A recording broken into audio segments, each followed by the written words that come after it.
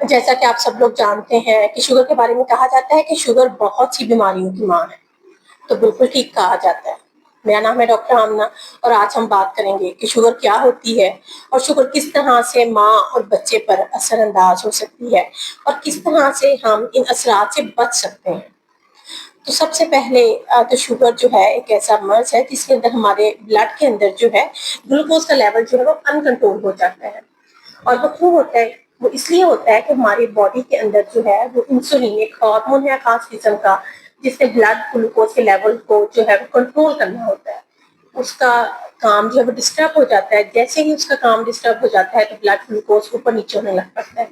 اب یہ جو بلڈ گلوکوز اوپر نیچے ہوتا ہے تو اس کی وجہ سے بہت سے مسئلے مسائل ماں کے اندر، اور جب یہ مسئلے مسائل ماں کے اندر ہوتے ہیں تو بچے کے اندر بھی شروع ہو جاتے ہیں۔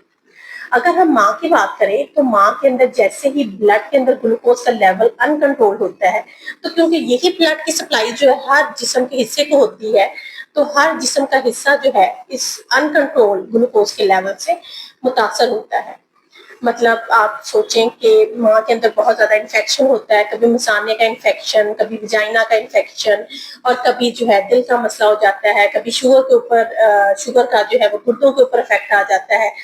تو ان گنت مسائل جو ہے وہ ماں کے اندر شروع ہو جاتے ہیں انکنٹرول بلڈ گلوکوز لیول کی وجہ سے۔ اور یہی بلڈ جو ہے جب بچے کی طرف جاتا ہے تو بچے کے اندر بھی بہت سے مسائل جنم لیتے ہیں۔